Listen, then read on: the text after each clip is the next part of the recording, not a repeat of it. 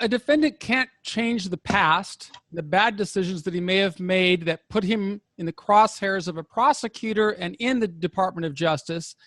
What steps have you seen defendants make that have made a favorable impression upon you when you're considering those factors? Yeah, it takes me back to what a former U.S. attorney and who's now a district judge has told me. There's really only two kind of crimes. There's a crime that I'm mad at you, and there's a crime that I'm scared of you. And so I'm going to talk about, hopefully put it in the category, I'm mad at you. You've used drugs. You've run from a cop. You had a gun. As opposed to I'm scared of you. You produced child pornography. So I think when you look at that, if you're a federal judge and you're sentencing somebody, you want to know that somebody's genuinely remorseful for what they've done.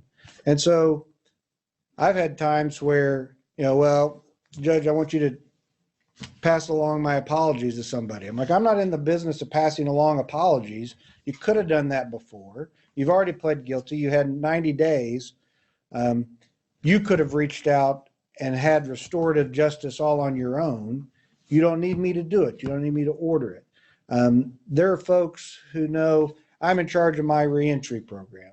And so we have a relapse prevention program there in the reentry program that spells out things that say, here's how I got into this trouble. Here's the things, the factors that lead me to use drugs or lead me to make these bad decisions. Here's the people. And I've had people fill out the relapse prevention plan because they have thought about how they got there, the things in their life that got them there, and the things they're going to do to improve themselves regardless of what my sentence is.